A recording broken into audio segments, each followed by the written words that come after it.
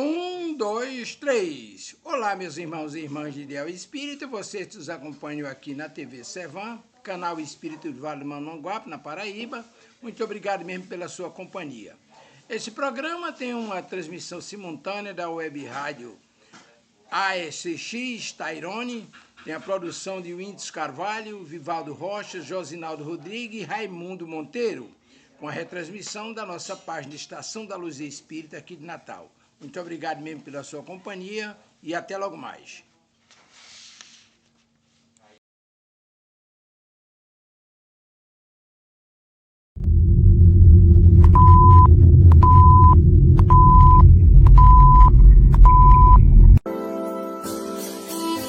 Canal Espírita do Vale do Mamanguape, o canal que virou TV. Internautas, sejam todos bem-vindos. Vamos juntos contribuir com a construção de um mundo mais espiritualizado. Contamos com a retransmissão simultânea da web rádio ASX, de Tairone, Facebook e YouTube. Idealizadores do canal: Whindersson Carvalho, Josinaldo Rodrigues e Raimundo Monteiro. Nos bastidores, Arnaldo Simões e Liliana Aires. Gratidão a todos que colaboram com a divulgação do canal. Vinculado à Coordenadoria Espírita do Vale do Mamanguape, Sevan, órgão instituído pela Federação Espírita Paraibana, para coordenar as casas espíritas da região do Vale, como sejam Mamanguape, Rio Tinto, Itapororoca, Jacaraú, Mataraca e Serra da Raiz. O Espiritismo é um conjunto de leis morais, e Jesus é o modelo e guia. Boa noite a todos os amigos, bem-vindos ao Domingo Alegre, que é um programa transmitido pelo canal Espírita do Vale do Mamanguape, hoje TV Sevan, e retransmitido pela web rádio TV ASX e Facebook do Tairone. Lembrando a todos que é muito importante deixar o like, compartilhar essas mensagens de Jesus que nós mantemos aqui no nosso Evangelho. Olá, queridos amigos, bem-vindos ao canal Espírita do Vale do Mamanguape.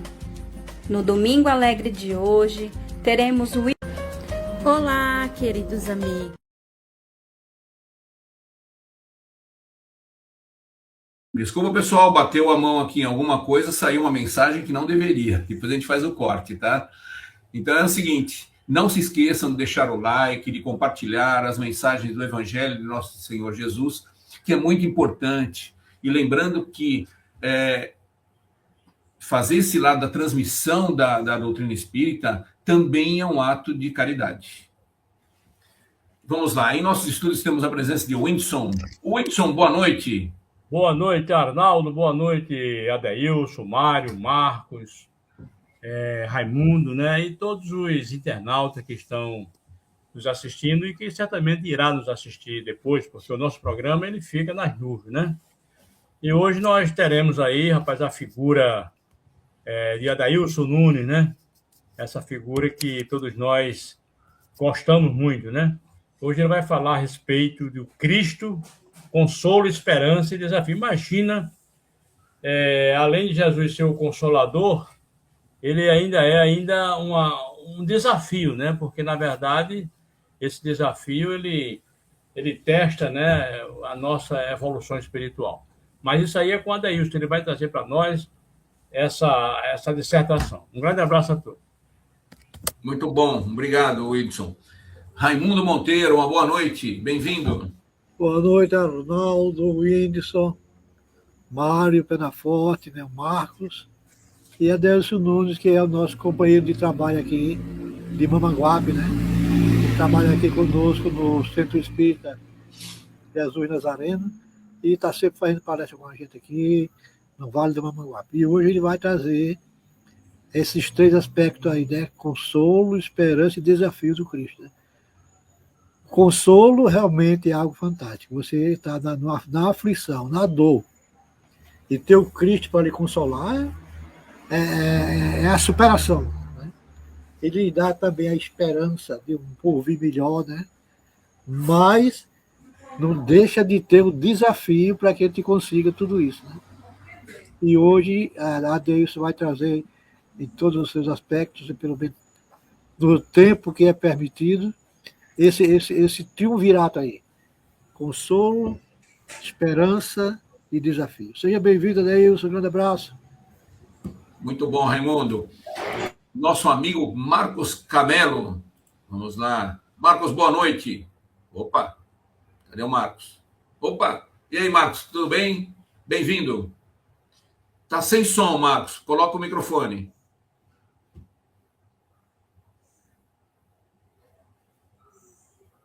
De luz.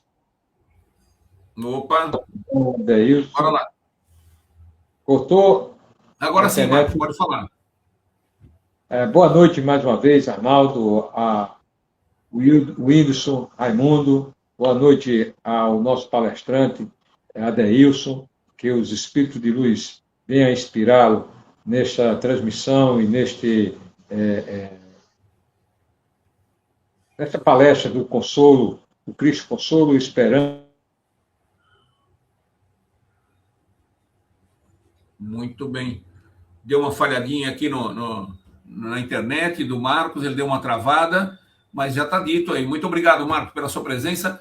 É muito bom tê-lo aqui conosco. Mário Penaforte. Opa, cadê Mário? Mário Penaforte. Mário Penaforte, muito bem-vindo. Faz tempo que eu não lhe vejo aqui. Faz falta nosso amigo Mário. Boa noite, querido.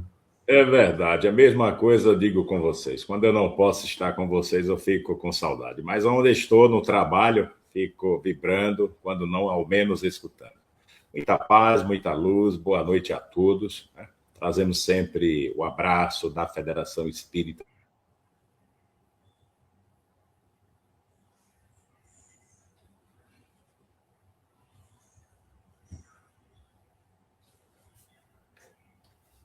Ok. Eu não sei se é o meu computador que está travando ou de vocês aí, entendeu? Muita paz a todos e boa noite aos queridos internautas. Eu aqui também, aqui está acontecendo assim uma queda na conexão. Não sei se é aqui ou se é aí. Está dando umas travadas aqui, mas tudo bem. Estamos aí, estamos indo em frente. Vamos lá, pessoal, para que a gente sempre faça aquela harmonização, a nossa prece inicial, uma música, e já trazemos o nosso convidado da noite, nosso querido amigo Adeilson Nunes.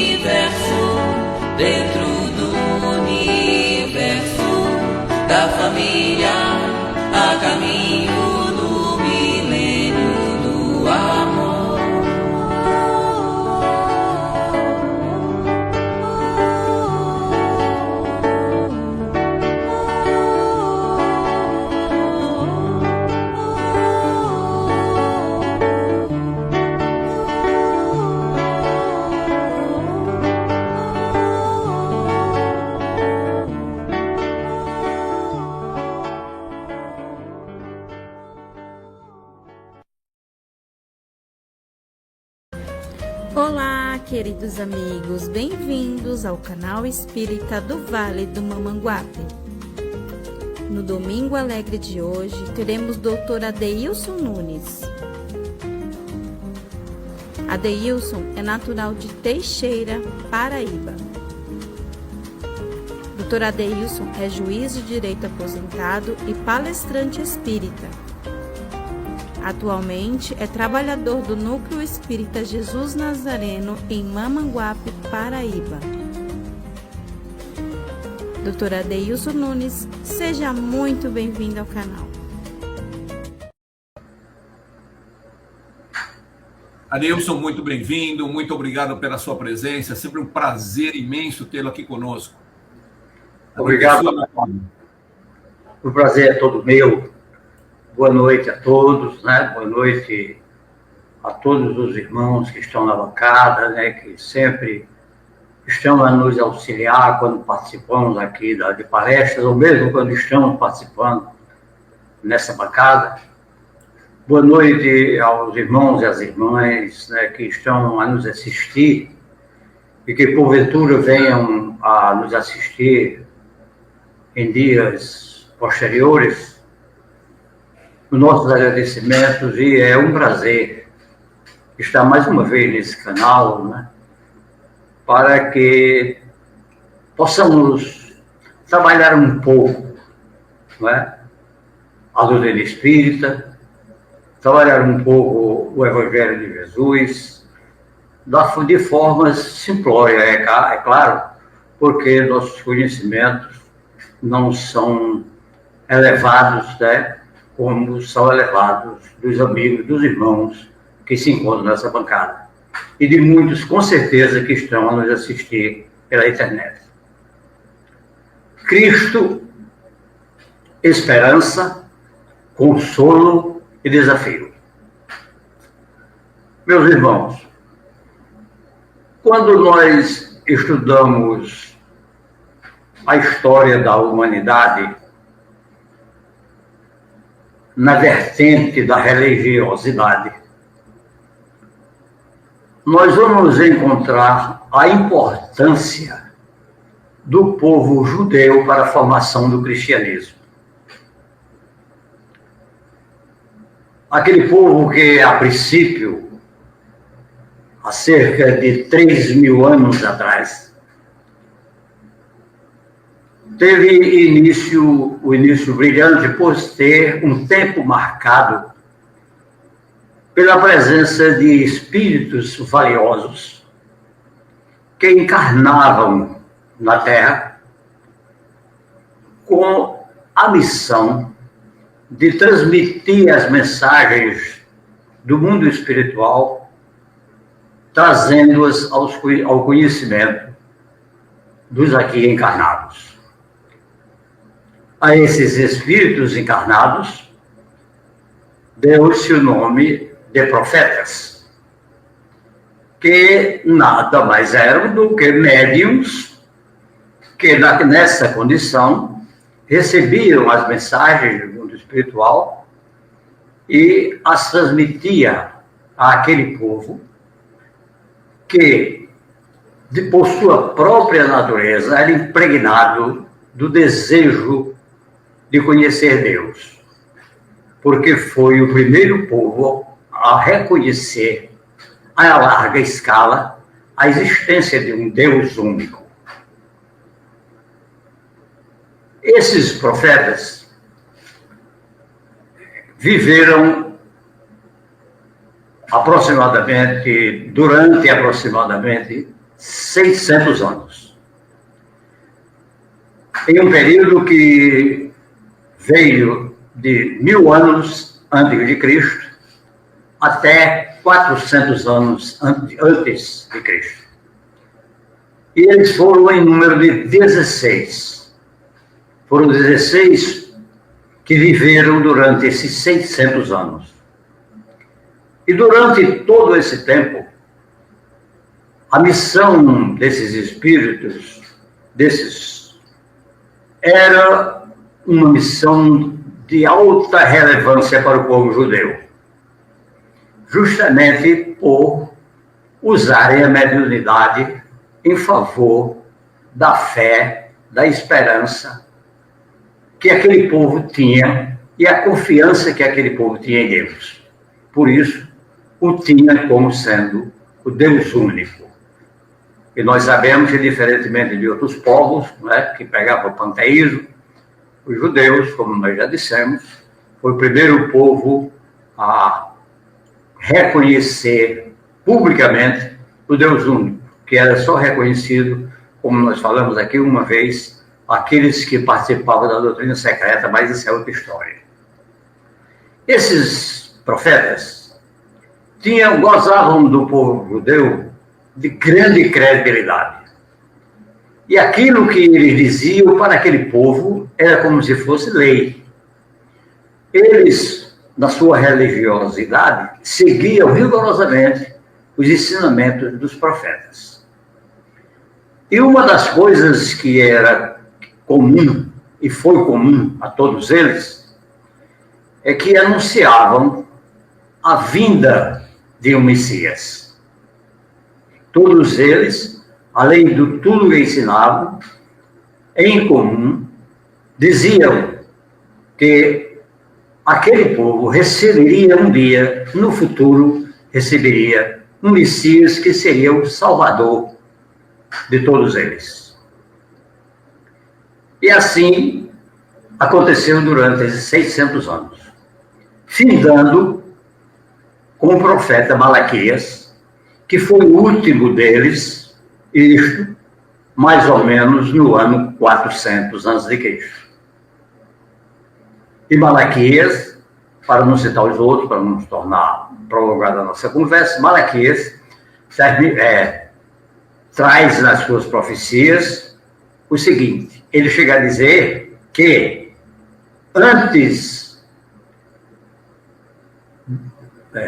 do tempo ruim do Senhor, Deus enviará Elias, que preparará o caminho deste. Veja bem, é mais ou menos isso a fala que o profeta Malaquias deixa aos 400 anos antes de Cristo. Acontece, meus irmãos, que durante esses 400 anos, entre o último profeta, Malaquias, até a chegada de Jesus, a chegada do Messias, se passaram esses 400 anos sem que a terra surgisse, que da terra surgisse mais nenhum profeta. Então o povo judeu ficou durante todos esses 4 séculos desprotegido da assistência espiritual, que para eles era tão valiosa, porque, como já dissemos, eles pregavam o ensinamento moral, eles pregavam o ensinamento de conduta, e eles seguiam rigorosamente, e eram felizes por isso, porque tinham como baliza os ensinamentos desses espíritos valiosos. E esse período de 400 anos que eles passaram sem o surgimento de nenhum profeta, isso os deixou todo esse povo de forma muito ansiosa. E o que eles tinham era unicamente, o que confortava unicamente esse povo era a esperança da chegada do Messias. A esperança de que viria esse profeta, que seria o Messias, e ele novamente traria luz, traria vida, trazia ensinamentos e trazia paz para aquele povo. Os 400 anos se passaram e nada de profeta, e nada de informações. Eu vi uma palestra de Jorge Alahá sobre esse assunto, e ele diz o seguinte, que nesse período de 400 anos, nenhuma gota de informação do mundo espiritual chegou ao povo judeu. Uma expressão de Jorge Alahá, e eu guardo essa expressão que achei interessante. Então, esse vácuo de 400 anos, além da ansiedade, a única coisa que os judeus tinham era a esperança. a esperança do Messias. Daí porque nós demos ao nosso tema como primeiro a esperança. Esse povo esperançou, do verbo esperançar, não é esperar, não é do verbo esperar, é do verbo esperançar. Esse povo esperançou por 400 anos. Em desalento, em sofrimento, angustiado por não encontrar apoio espiritual para quem, na verdade, já tinha tido muito esse apoio e hoje se encontrava vazio espiritualmente.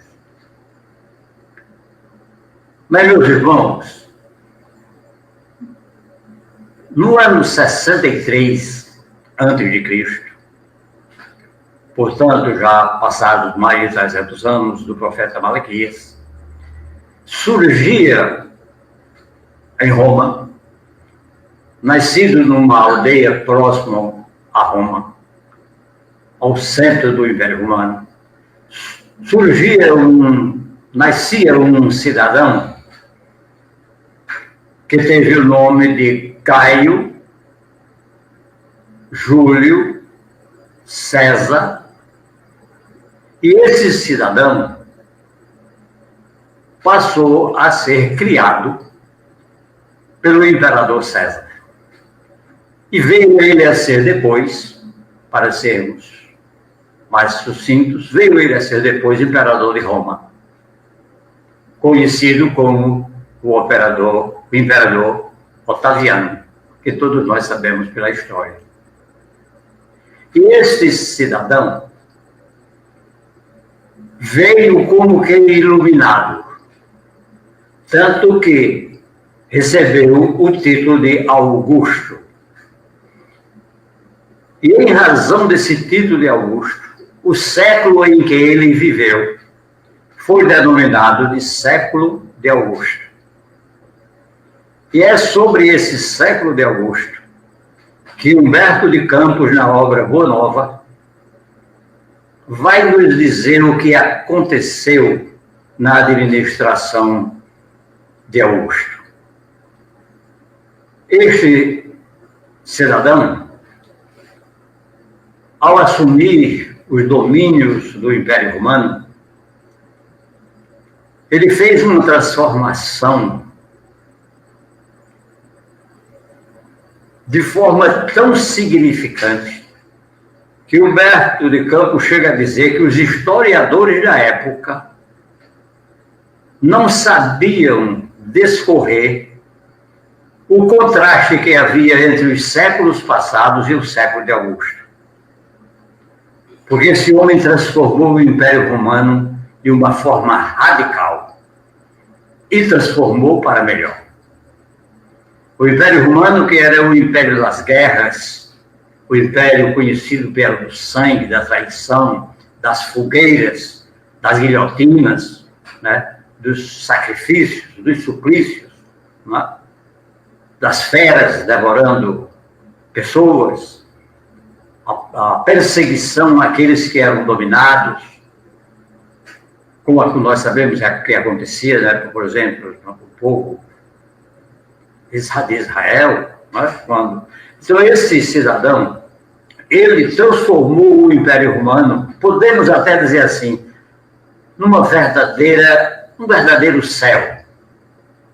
Transformou esse Império Romano em que a arte passou a se sobressair como cultura, em que filósofos foram encarnados ali. Lá vieram, nessa época, ali veio Horácio, né?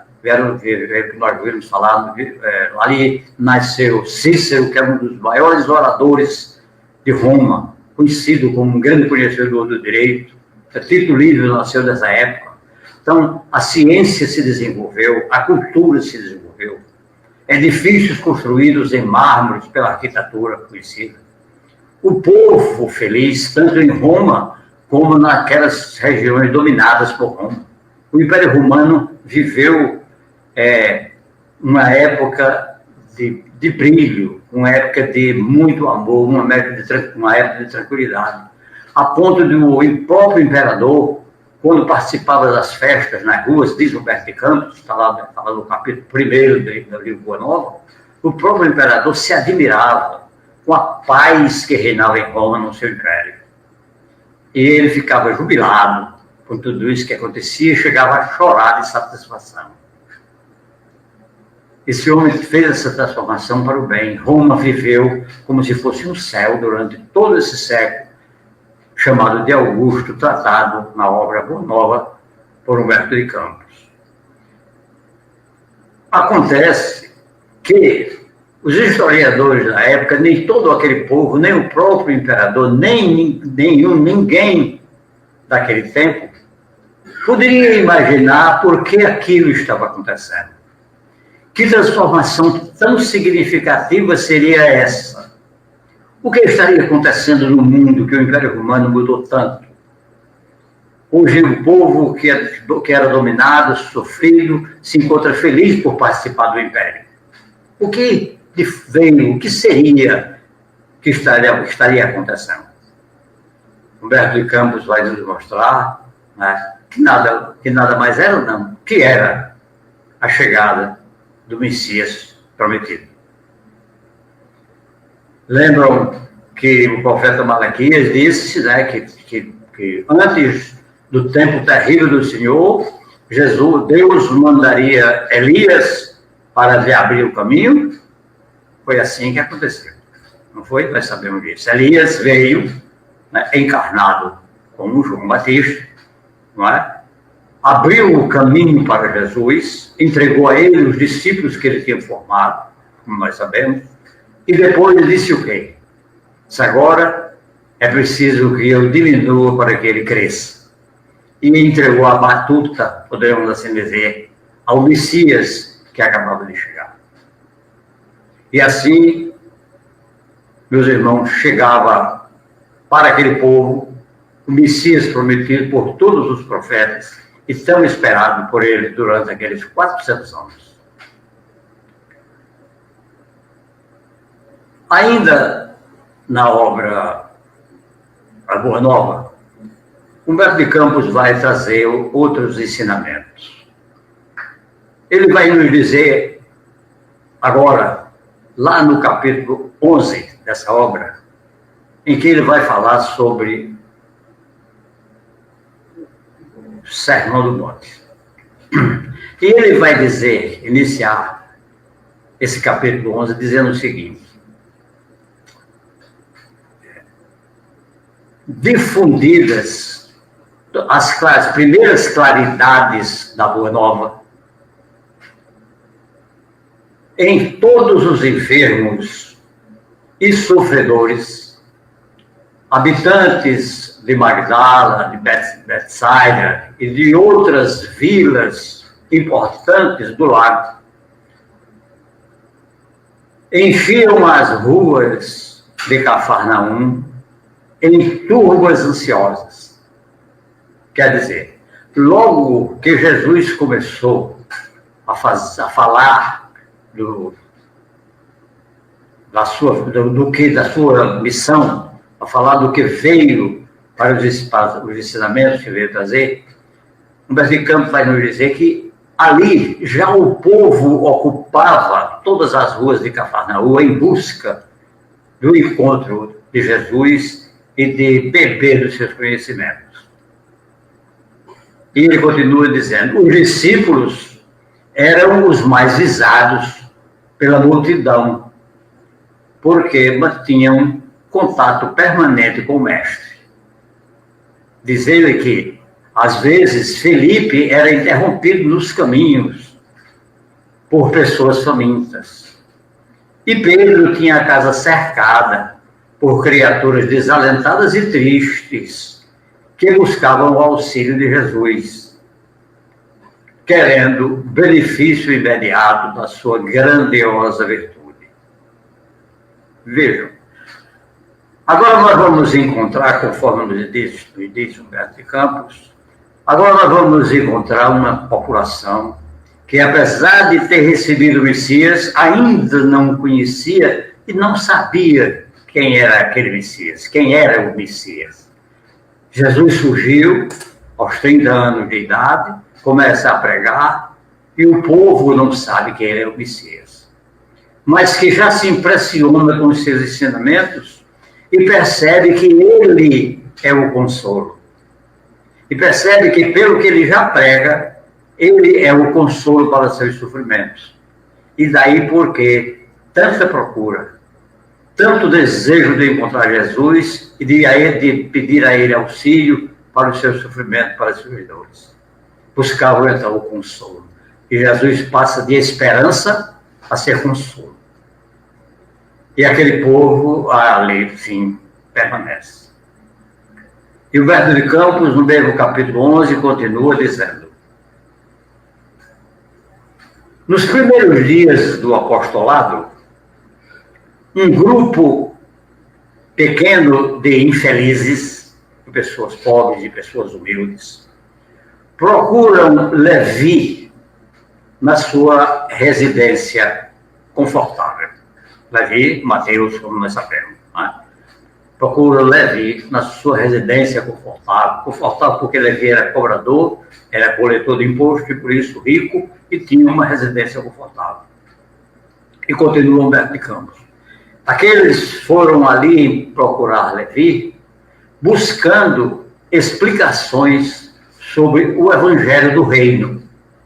Isto é, Jesus já pregava, né? Mas aquelas pessoas queriam saber mais, queriam aprender mais, e por isso buscaram conselhos, ensinamentos, pensando que Levi tivesse ensinamentos para dar. E nós vamos ver que Levi ainda não tinha. Porque Humberto de Campos diz que eles foram ali buscar esses esclarecimentos para trabalharem com mais acerto os ensinamentos de Jesus. Quer dizer, eles já sabiam que Jesus trazia a boa nova, os ensinamentos, mas eles queriam saber mais, porque desejavam trabalhar e assim transmitir os ensinamentos de Jesus. E Humberto de Campos continua dizendo: o coletor disse então o seguinte: o novo reino congrega todos os corações sinceros e de boa vontade, que queiram irmanar-se como filhos de Deus. E olhando para aqueles humildes que ali estavam, diz: mas vocês, o que vocês poderão fazer? E olhando para 3 daquelas pessoas que ele conhecia pessoalmente, ele diz, se dirige a um deles e diz: você, que é aleijado, em que você poderá contribuir para o novo reino? E olhando para o outro, diz: você, que foi expulso de casa por má conduta, por mau comportamento, como você poderá nos ajudar? E olhando para o terceiro, diz: e você, o que você poderá edificar com os problemas mentais que você possui, com as aflições em que você vive? E Humberto de Campos diz que, nesse momento, aqueles 3 rapazes se entreolharam, baixaram a cabeça. E nesse instante, todos os presentes sentiram profunda dor. E passaram, então, a pensar consigo mesmo: mas o mestre não diz que o reino do céu é para nós, que o reino do céu é para os humildes, para os doentes, para os fracassados, para os perseguidos, para os leprosos, para os aleijados, para os cegos? Por que agora nós recebemos palavras tão bruscas do nosso coletor Levi? E, cabisbaixo, todos se retiram. E passado algum tempo, continua Humberto de Campos, Jesus adentra a casa de Levi acompanhado de André. E os 3 entram numa conversa agradável. E em determinado momento, Levi, feliz no seu íntimo, narra a Jesus o episódio que acabamos de falar. E depois que ele narra, percebendo e lembrando que os pescadores de Cafarnaum eram seus colegas para formarem o apostolado, ele tentou como que querer se justificar, dizendo: ora, mestre, é bom que nós aceitemos os pescadores de Cafarnaum, porque são fortes e destemidos. Mas esses desgraçados que aqui vieram... E Jesus levemente coloca a mão no ombro de Levi e diz: no entanto, Levi, é preciso amar. É preciso amar e aceitar a colaboração dos vencidos do mundo. Se o Evangelho, Levi, é a boa nova, como há de ser a mensagem divina para eles, tristes e deserdados da imensa família humana? Os vencedores da terra, Levi, não necessitam de boas notícias. São as dores da alma que fazem com que a criatura ouça mais alta a palavra de Deus. E Jesus continua neste mesmo sentido, mostrando a Levi que se o reino que ele veio trazer necessitasse da colaboração dos poderosos, ele diz como exemplo dos poderosos de Roma, e eles viessem para participar do nosso grupo, eles trariam carros de guerra, trariam espadas, traziam soldados, traziam tudo aquilo que os poderosos têm a oferecer. E Jesus dá uma aula completa a Levi sobre o que é humildade. Momentos depois, Jesus sai da casa de Levi, acompanhado dele mesmo, de Pedro, de André, e sai em busca da multidão que o aguardava. E é para essa multidão que Jesus sobe no monte e pronuncia as seguintes palavras para aquele povo: bem-aventurados os pobres de espírito, porque é deles o reino dos céus. Querendo dizer Jesus, bem-aventurado os humildes, bem-aventurado aqueles que não se acham grandiosos, que precisam da boa notícia. Bem-aventurados aqueles que necessitam da boa notícia. Como quer dizer? Ouvindo, Levi, que eu estou dizendo que bem-aventurados são os humildes, aqueles que foram à sua casa, esses sim são os bem-aventurados. É para esses o reino dos céus. Aqueles humildes, aqueles sofredores, aqueles que necessitam compreender, ou que compreendem que são inferiores espiritualmente aos ensinamentos de Jesus. E por isso precisa se aprofundar, para ter mais conhecimento e assim poder um dia se aproximar do reino que ele trouxe para todos nós. E Jesus continua e vai dizendo: bem-aventurado os que choram, porque serão consolados.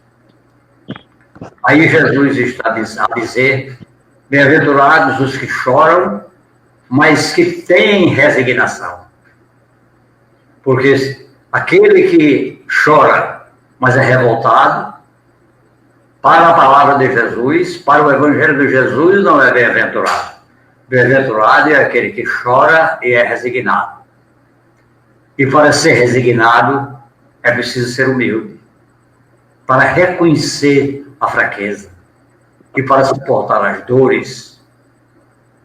Então nós vamos vendo desde agora que as bem-aventuranças não são apenas consolação, não são apenas esperança, porque nós sabemos, meus irmãos, que a humildade, para que nós tenhamos humildade, é preciso uma reforma íntima muito profunda. E Jesus está a dizer que nós, para sermos misericordiosos, para sermos consolados quando necessitarmos chorar, e sermos resignados, é necessário que sejamos humildes. Depois ele vai nos dizer, bem-aventurados também são os pacíficos. Por que bem-aventurados os pacíficos? Bem-aventurados os mansos, aqueles que são mansos, aqueles que, ainda que vivem num clima de paz e sossego. Mas para que nós consigamos isso, é necessário que eu seja humilde, que eu tenha resignação, para que eu chegue a ser uma pessoa, um espírito pacífico, uma pessoa pacífica. É 1 degrau, 2 degraus, 3 degraus. E Jesus continua dizendo, bem-aventurados os que têm fome e sede de justiça. Vejam bem, eu só posso ser justo, meu irmão, se eu for humilde. Se eu me entregar dentro de mim mesmo para ir buscar o que é justiça e aplicar essa justiça no momento oportuno. Para que eu seja justo, eu tenho que ser humilde, eu tenho que ser resignado, eu tenho que ser manso, sereno, tranquilo, para poder ser justo. Bem-aventurados os que têm fome e sede de justiça, porque serão saciados, porque receberão, em troca, receberão justiça. Depois Jesus vai nos dizer, bem-aventurados os misericordiosos, porque receberão misericórdia. O que é isso? É pensar no bem do próximo, é querer o bem do próximo, é ter piedade daquele que sofre, é se comprazer quando vê o irmão feliz, o irmão tranquilo, o irmão em paz. E para que eu seja misericordioso, eu tenho que ser manso, eu tenho que ser humilde, eu tenho que ser resignado, eu tenho que ser justo.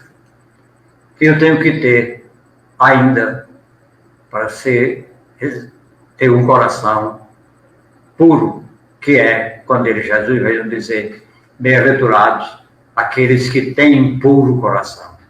Porque o meu coração só será puro se eu for humilde, se eu for resignado, se eu for pacífico, se eu for justo, se eu for misericordioso. Eu tendo o coração puro, eu vou ter como oferecer pureza aos meus irmãos, aqueles que comigo convivem e até aqueles que comigo não convivem. E depois Jesus vai dizer, bem-aventurados os pacificadores. Vejam que lá, na bem-aventurança terceira, ele diz, os pacíficos, ele está tratando de nós no nosso íntimo.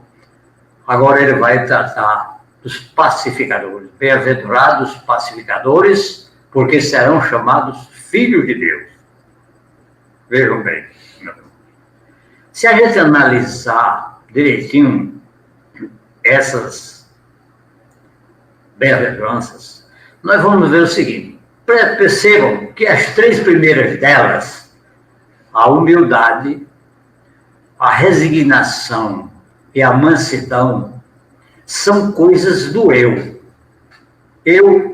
Do eu, que eu faço para mim, que eu tenho que fazer para mim.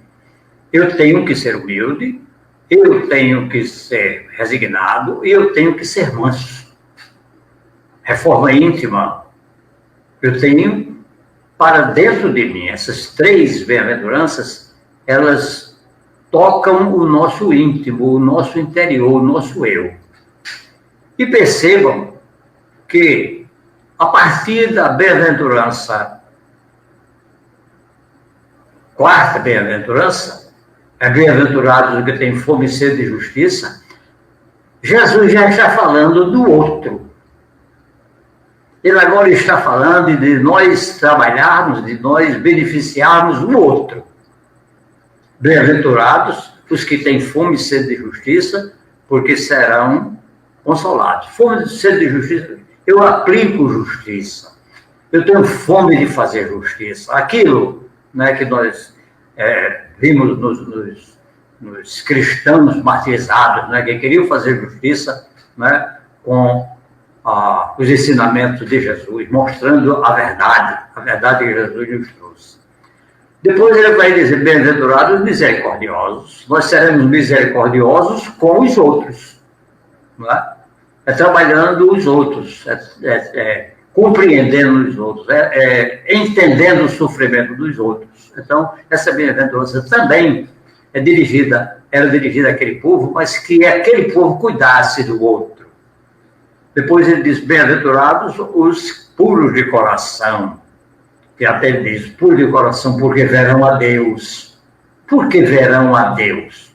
Porque o puro de coração vê tudo bonito, vê tudo belo na natureza, vê o céu bonito, vê as estrelas, vê a lua, vê o sol, e vê principalmente o outro ser humano. Bem, o puro de coração, ele vê principalmente o que ocorre com o outro, com o ser humano, o seu irmão. Depois Jesus vai dizer, bem-aventurados pacificadores. Por quê? Aquele que vai trabalhar em favor da paz. E para que eu trabalhe em favor da paz, é preciso que eu resolva conflitos. Porque os meus conflitos interiores eu já resolvi com a humildade, com a resignação e com a mansidão. Agora eu tenho que resolver os conflitos dos outros. É preciso que eu seja pacificador. Ele vai dizer pacificador porque serão chamados filhos de Deus. Por que filhos de Deus? Porque vão trabalhar em favor da mensagem de Jesus. Porque serão chamados filhos de Deus como Jesus é chamado filho de Deus, porque Jesus é um verdadeiro pacificador. Para alguns, a doutrina, as bem-aventuranças se encerram nessas 7 bem-aventuranças. Né? Mas para outros, elas são 9. E as duas últimas, a primeira das duas últimas, que é a 7ª, diz o seguinte: bem-aventurados os que são perseguidos por causa da justiça. Que vai dizer mais ou menos aquilo que está lá na 5ª, na 4ª bem-aventurança, bem-aventurados que têm fome e sede de justiça. Bem-aventurados, ele diz, os que são perseguidos por causa da justiça. Lembram do filme Allan Kardec? Lembram que Allan Kardec era perseguido, sofrido, foi preso, sofreu muita coisa, sofreu muito, né, perseguido por causa da justiça, porque queria pregar a justiça de Jesus, porque queria pregar a doutrina espírita, que é o Evangelho de Jesus esclarecido. Então, aí está mais uma bem-aventurança. E, por fim, a 9ª bem-aventurança, se assim preferem, ela vai dizer, bem-aventurados sois vós. Jesus agora está se dirigindo a todos. Bem-aventurados sois vós, quando injuriados e perseguidos, e mentindo vos atribuem toda espécie de mal em meu nome, por meu amor. Por meu amor. Mas eu vos digo, alegrai-vos, porque o vosso galardão está guardado no reino dos céus. Essa é o que alguns doutrinadores têm como sendo a 9ª bem-aventurança. Então, nessa 9ª bem-aventurança, Jesus já veio dizer o quê? Que é preciso que nós nos conformemos, mesmo quando perseguidos, mesmo quando injuriados, né? Nós tenhamos a certeza de que a nossa recompensa está no reino dos céus. Mas para que nós tenhamos a nossa recompensa, é necessário que nós, ao recebermos a injúria, a recebermos a perseguição, nós sejamos humildes, sejamos mansos, sejamos pacíficos, sejamos pacificadores, sejamos tudo que as 7 bem-aventuranças vêm a nos dizer. Então, nós vamos vendo, meus irmãos, que as bem-aventuranças, apesar dessa beleza, né, desse linguajar lindo que Jesus empregou, iniciando o Sermão do Monte, que é o código mundial moral, né, porque se nós chamamos o Evangelho como o código moral da humanidade, podemos dizer muito mais do Sermão do Monte, porque o Sermão do Monte é um primor de ensinamento, como nós sabemos, né? É muito grande, nós não podemos falar dele aqui, e seria também muita pretensão minha querer aqui falar sobre todo o Sermão do Monte. Mas nós falamos apenas das bem-aventuranças e vemos que, meus irmãos, além da esperança que elas trazem, do consolo que Jesus trouxe para aquele povo através dessas palavras, Jesus assim o fez, porque aquele povo não entendia ainda o que havia por trás dessas palavras de Jesus, além do que havia pela frente, que era a esperança e o consolo. Jesus vem nos mostrar, e a doutrina espírita veio a nos esclarecer, que por trás dessa esperança, que por trás desse consolo, existem grandes desafios. O espírito chamado Mariano, no livro Falando a Terra, que é uma coletânea de mensagens espíritas, esse espírito mariano diz o seguinte, que as bem-aventuranças são, acima de tudo, desafios. Por isso daí nós tiramos esse desafio para colocar no tema dessa nossa conversa, desse nosso estudo. Isso não é palestra, isso é apenas uma transmissão dos parcos conhecimentos que eu consegui pesquisar. Então, vejam bem, por trás, como já foi dito, por trás dessa esperança, por trás desse consolo, por trás dessa beleza, né, de pronunciamento, existem esses desafios. Né? Que desafios são esses? Meus irmãos, imaginem se nós pudéssemos, em um determinado momento, numa meditação profunda, imaginar o que essas bem-aventuranças cobram de nós. Vejam bem, humildade. É fácil ser humilde?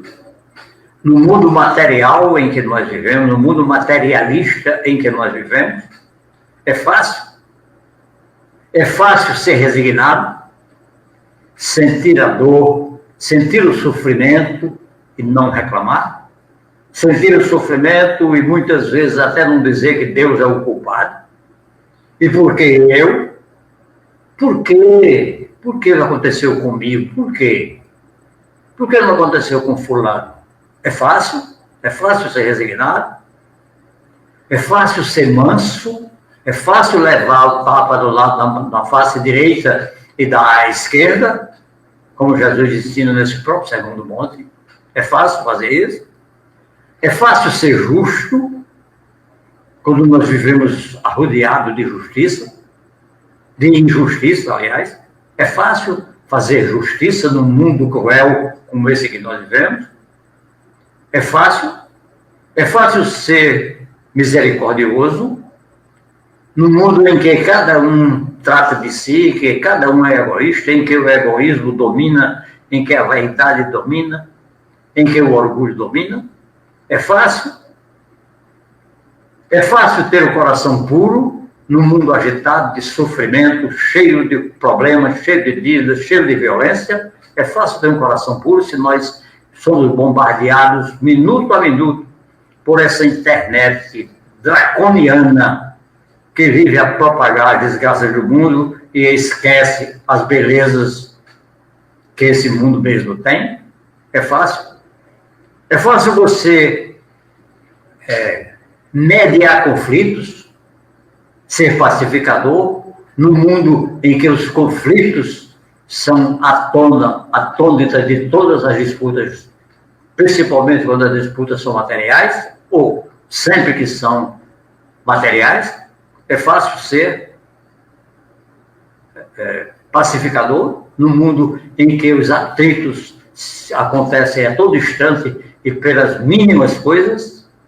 Tá? É fácil você ser justo, né? Ser justo, bem-aventurado, quando você é injustiçado, quando você é perseguido, como foi Allan Kardec. Não é?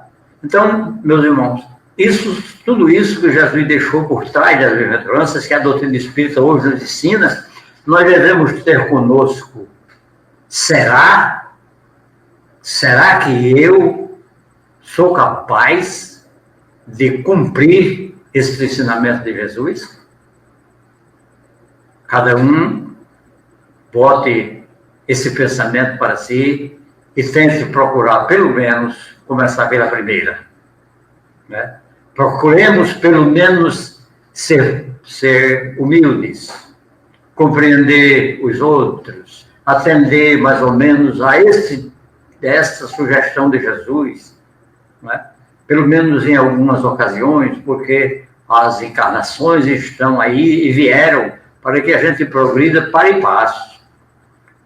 Deus, na sua misericórdia, estabeleceu as leis de reencarnação para que a gente vá melhorando aos poucos. Então, meus irmãos, vamos começar, vamos iniciar, vamos procurar agora, a partir de agora, sermos humildes. Né? Porque muitas vezes nós dissemos, eu já estou na doutrina espírita, eu já estou há 20 anos, já estou há 30 anos na doutrina espírita, estou há 10 anos, estou há 15 anos. Está certo, você está. Mas você é humilde? Em 20 anos você já aprendeu a ser humilde? Você é verdadeiramente humilde? Aquele que disser que sim, pode ficar certo. É um bem-aventurado. Não é? Pois é, meu irmão. Então, precisamos saber, precisamos ter conhecimento dessas coisas, né? Dessas mensagens de Jesus, para que a gente tenha certeza, né, da grandeza que ele empregou nesse pronunciamento e que a gente tenha isso guardado nos nossos corações, não só, né, como eu já disse, não só como esperança, são esperança, né? Tudo isso é esperança. Vamos trabalhar o nosso íntimo, vamos, como diz o índice constantemente, vamos fazer nossa reforma íntima, vamos trabalhar nossa reforma íntima, né? Para que a gente se melhore um pouco e possa, aos poucos, ir galgando esses degraus, galgando em cada encarnação, vai galgando aos poucos, até um dia chegarmos ao que todos nós desejamos, né? Que é sermos felizes espiritualmente. Meus irmãos, então acho que era isso que nós queríamos trazer. Mas para encerrar a nossa conversa, para que depois venham os comentários, né? Eu quero para aprender. Eu trago para vocês uma seguinte reflexão. Isso aí, para a gente ver. Está no tema, mas não é na linha direta do tema. Mas me chamou a atenção, né? E eu fui pesquisar e encontrei informações nesse sentido. Vejam bem. Nós sabemos por que é que o Sermão do Monte só está no Evangelho de Mateus. Quem souber, né, é uma pessoa sábia, culta. Vejam bem. No Evangelho de Mateus está posto todo o Sermão do Monte, detalhado, né, e completo. Nos outros evangelhos, não. A gente vê que alguma coisa eu estive estudando, estive vendo alguma coisa em Marcos, alguma coisa aparece no mesmo sentido, em algum sentido em Lucas, e em João não aparece nada. Então podemos considerar que o Evangelho de Mateus é o único que traz completo. Podemos considerar, não, é o Evangelho que traz completo o Sermão do Monte. E a gente vendo esse estudo que nós ouvimos agora, que nós falamos agora, nós vamos encontrar a razão, pelo menos para mim, é o que eu analisei, né? É o que eu pensei. Me veio isso na memória, é o que eu pensei. E por que a razão de só Mateus ter escrito o Sermão do Monte? Isso que nós estudamos agora nos traz a resposta. Porque Mateus passou, sentiu na pele os ensinamentos de Jesus. Não é? Como nós vimos, que Jesus botou a mão no ombro dele e passou a discorrer, dando dele uma lição de humildade, de resignação, né? de grandeza, de orgulho, de vaidade, né? De egoísmo. Jesus dá uma lição preciosa. Quem quiser, vá lá no capítulo 11 de Boa Nova, que é precioso. Aliás, toda a obra Boa Nova é uma coisa linda. Não é? Então, vejam bem, Mateus sentiu na pele esse sermão do monte, porque foi para ele, eu penso, que como se Jesus estivesse se dirigindo a ele, mostrando a ele que ele precisava conhecer tudo aquilo que Jesus está dizendo, para que ele se transformasse. Porque qual é a missão do Evangelho? Esclarecido pela doutrina espírita. Transformar o homem, transformar o espírito. Então, Mateus, eu penso, eu tenho a ideia que é por isso que Mateus escreveu o Sermão do Monte completo, porque ele participou de tudo e sentiu na pele os ensinamentos de Jesus. Dentro dele deve ter doído bastante. E a gente sabe que quando dói dentro de nós guardamos todos os ensinamentos. E tanto é assim, meus irmãos, que o verso de Campos termina esse capítulo dizendo que quando Jesus encerrou o seu pronunciamento, Mateus olhou para o alto e viu que aqueles 3 rapazes que ele tinha hostilizado vêm descendo do morro abraçados, felizes com o pronunciamento de Jesus. E Mateus, então, o que faz? Corre em direção a ele e os abraça. E os cumprimenta cheio de alegria pelos ensinamentos que teve. E o verso de Campos finaliza dizendo: na manhã seguinte, Levi abriu as portas de sua casa para todos aqueles miseráveis que ali estiveram naquela tarde, na tarde anterior. E nessa festa, Jesus estava. E Jesus parte o pão com aqueles humildes que ali estão, e nesse instante, Levi corre para o aleijado e o abraça. E o capítulo se encerra, Jesus dizendo: Levi, o meu coração se alegra por você, porque bem-aventurado é todo aquele que cumpre a palavra de Deus. Muito obrigado, meus irmãos. Muito bom, Adeilson. Adeilson, eu fico agradecido pelo seu estudo e de trazer, assim, a importância desse estudo, desde que a gente coloca, como você mesmo colocou, a esperança de início, para que venha um consolo e cheguemos a um desafio. Quando você faz isso, você traz lá da antiguidade esse estudo total de que eles tinham na esperança, alcançar o consolo e chegar a um desafio. Eu vejo hoje nós estamos vivendo, na verdade, um desafio, esquecendo às vezes das outras partes, né? Porém, esse desafio que vai nos levar à esperança de termos o consolo, ao inverso, esse consolo numa vida espiritual. Então, a minha interpretação hoje é ver aquele lado. Se a gente deixar de estudar o que você nos trouxe maravilhosamente bem, toda essa saga, vamos colocar assim, de que Jesus nos trouxe o Evangelho do Monte, todo esse testemunho vivido por os apóstolos, em que eles chegaram ali naquele consolo que ele deu, mas já distante daquele lado, que eles já eram desafiados de tudo que era possível. E nós hoje vivemos esse desafio a cada dia, como você mesmo colocou. Esse desafio principalmente da humildade, da caridade, da humildade, é a principal, com o nosso irmão, com o nosso amigo, com o nosso lar, com tudo, para que amanhã a gente consiga o consolo e a esperança de um mundo melhor e tudo mais. Obrigado, Adeilson, por tanto estudo e por nos trazer assim essa informação maravilhosa. Agora, finalmente, e no final também, esse lado do Evangelho de Mateus, que é o completo, né, nas bem-aventuranças. Muito bom. Eu acredito aqui que quem sabia de cor e salteado isso que você falou no final, que é uma pessoa muito sábia, é o nosso querido Raimundo Monteiro. Ele está provocado, está provocado.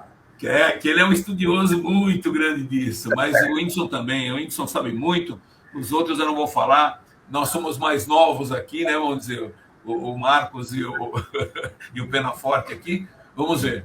Whindersson, seus comentários. Eu já falei demais aqui. Todos nós somos aprendizes. Muito bom. Ok, Arnaldo. Adeilson, na sua exposição, refletiu sobre a mensagem de Jesus voltada aos humildes, certo? Isso é importante, né? Sofredores e necessitados. E não nos poderosos, né, Adeilson? Você foi claro com relação a isso aí. E ressalta que o reino do céu pertence àqueles que, reconhecendo sua própria fragilidade e a dor, estão abertos à mensagem divina, destacando a humildade, porque a humildade é tudo, né? Nessas bem-aventuranças, como ele foi muito feliz. Então é isso aí, meu irmão. Mais uma vez, parabéns, né? Continue nos dando exemplo, né? Porque você, com a sua dificuldade material na sua visão, mas você está dando exemplo para nós. Você está estudando mais do que a gente, né? Que temos assim, mais facilidade de estar lendo. Aquele abraço a Deus. Obrigado. Bom, Raimundo Monteiro, suas considerações. A 10 para a gente já não é mais surpresa, não. A gente já sabe o que é que ele vai fazer, né? A gente sabe que as grandes caminhadas, as longas caminhadas, começam com o primeiro passo. Né? Se você não der o primeiro, você não vai adiante. E nessas bem-aventuranças, o primeiro passo é a humildade. E faz essa sequência até chegar ao ponto mais alto. Mas a base é a humildade, né? Que é, por sinal, a parte mais difícil, porque é a primeira. É a que você vai precisar, como das grandes caminhadas, o primeiro passo. Você tem que ter a vontade de dar o primeiro passo. E aí seguir adiante. Né? É muito interessante também, porque além das bem-aventuranças que a Deus trouxe, o consolo, a esperança e o desafio, nos trouxe um pouco de história, né? A história do imperador Otaviano, que foi realmente... Ele foi mandado antes de vir o Jesus, porque ele precisava preparar Roma para isso, né? Porque Roma estava bagunçada. E foi Otávio que deu um basta, né? E procurou ordenar tudo para que a própria atmosfera ficasse compatível com a vinda do Cristo. João Batista ele citou o profeta Malaquias. E o profeta Malaquias, que é o último profeta da Bíblia, né? Que ele cita que Elias teria de voltar. Aí quando o anjo Gabriel vai anunciar a Zacarias, que é o pai de João Batista, né? E a Isabel, que era a mulher dele, e Zacarias está como sacerdote da época, né? E Isabel era estéril, uma mulher já avançada de idade, e de repente lá no templo, Zacarias vê o anjo Gabriel. E o anjo Gabriel anuncia que Isabel vai ter um filho e que ele vai ir adiante do Senhor, quer dizer, ele ia nascer primeiro que Jesus, né? E adiante do Senhor, com o poder e o espírito de Elias, combinando exatamente com o que o profeta Malaquias falou. Né? Muito interessante isso. E aí, minha gente, o recado está dado, né? É tudo fato? Claro que não. Mas é tudo possível e tudo a gente deve fazer para que a gente atinja, pelo menos, o primeiro passo da longa caminhada, que é o passo da humildade. Então, devemos lutar para isso, porque conseguindo a humildade, o resto vem por tabela, porque aí as coisas vão acontecendo como consequência desse primeiro passo. Muito bom, Adeilson. Um grande abraço para você e teremos outras vezes você aqui de novo. É Adeilson e Zanelli, né? Muito bom, Raimundo. Marcos Camelo, vamos lá, as suas considerações, meu amigo. Depois de tantas palavras sábias, né, do Adeilson, do seu estudo, trazendo para nós aqui esse aprendizado, certo? Que muitas vezes a gente, na nossa leitura, deixa passar, e ele muito detalhista, como disse até o próprio Whindersson e o Raimundo também, que veio acrescentar muita coisa aí.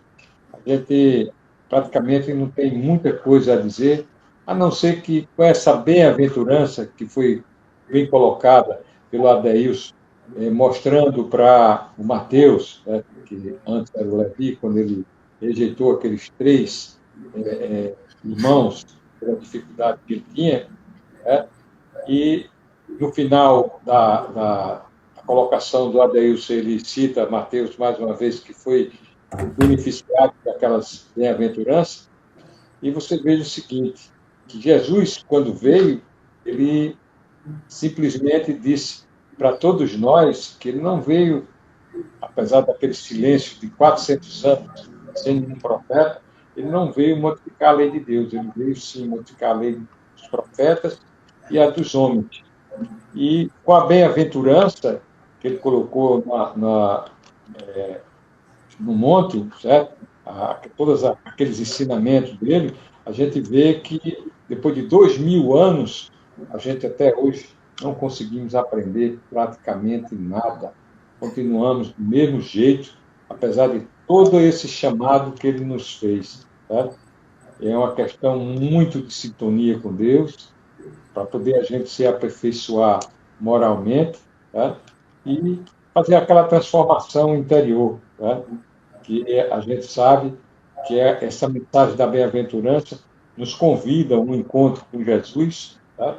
Para fazer uma vivência diária de amor e caridade, tá? Além de apenas escutar os seus chamados, a gente tem que ir para a prática mesmo, procurando ser humilde, caridoso e amar o próximo, porque no final, toda a bem-aventurança é uma transmissão de amor. É só isso que eu queria dizer. Muito bom, Marcos, obrigado. Mário Penaforte, suas considerações. Como sempre, né, o nosso querido Adeilson, né, com esse cabedal de conhecimento, história que ele narrou, como por diversas vezes enalteceu o livro Boa Nova, como tantos outros da literatura espírita, mas é um livro fantástico. Também gosto muito deste livro. Mas aprendemos muito, também citando as boas novas, né? E Mahatma Gandhi já dizia que se as escrituras deixassem de existir, mas se restasse as bem-aventuranças, nada estaria perdido. Isso mesmo a Deus. E aprendemos muito. E já temos aí numeríssimas reencarnações, mas acredito que já estamos em condições melhores, onde podemos melhorar muito mais, até que um dia sejamos anjos, como diz a música e como aprendemos na própria doutrina espírita, mas estamos a caminho. Eu, às vezes, onde passo, eu cito que ainda estamos buscando a estrada de Damasco, ainda não passamos por ela, de fato. Isso é mais algo intrínseco meu, particular. Mas no dia que, de fato, encontrarmos a estrada de Damasco, faremos a nossa conversão, como fez o nosso querido Paulo de Tarso. Paulo antes, hoje o Paulo. Mas muito obrigado aí ao querido Adeilson por tanto aprendizado. Ele continue sempre dedicando aí, trazendo sempre os ensinamentos, os conhecimentos para corroborar com todos nós, junto com os nossos queridos internos. Muito a você, a Daílson, a esposa. Já estou com saudade, né, daquele nosso final de semana. Então, Vai. alguns na banca. Muita paz, um abraço a todos, aos queridos internautas. E tenhamos uma boa semana, uma boa noite, uma boa semana. Que Jesus nos abençoe. Muito bom, muito obrigado, Mário. E como é de costume no nosso programa, chegando ao finalmente, vamos ouvir uma música, né, uma prece para a harmonização da nossa semana e já voltamos já.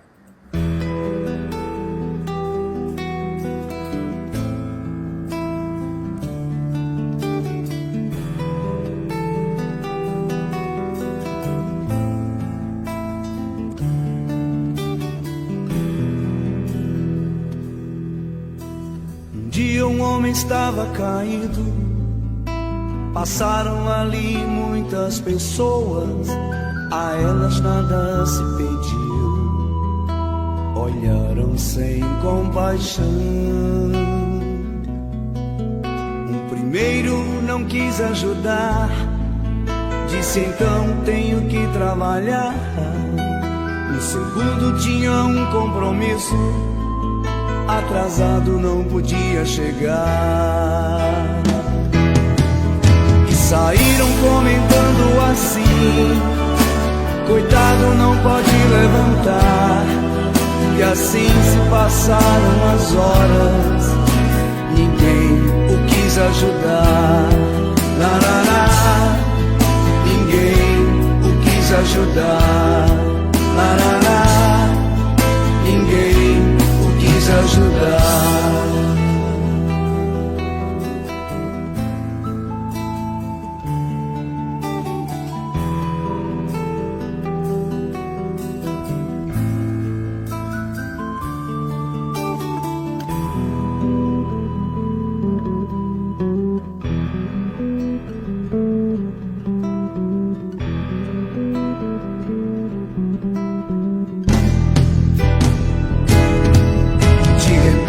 Aparece alguém que viajava e se aproximou.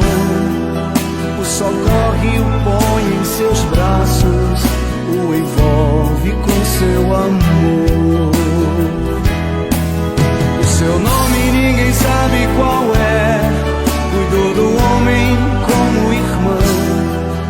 Oh meu Deus, como é bom saber que no mundo há gente de coração. Oh meu Deus, como é bom saber que no mundo há gente de coração. Bom samaritano ele é, sua religião é Jesus. Anda pelo mundo doando migalhas de luz. Bom samaritano ele é, sua religião é Jesus. Anda pelo mundo doando migalhas de luz.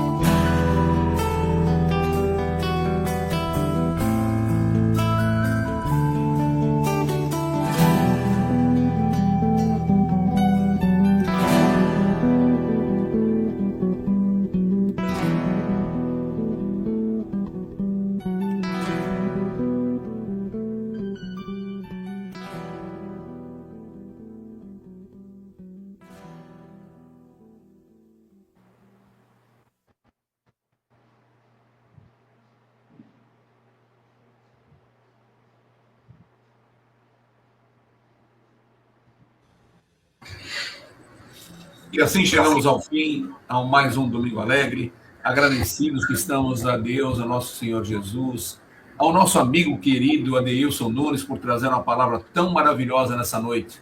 O Enson, Raimundo, Marco, Mário Penaforte, muito obrigado pela presença de todos, tenham todos uma excelente semana. Boa noite, boa noite. Boa noite, paz e luz. Chegamos ao final do nosso programa. Muito obrigado por ter nos acompanhado nesse trabalho e aguardo você na próxima atração.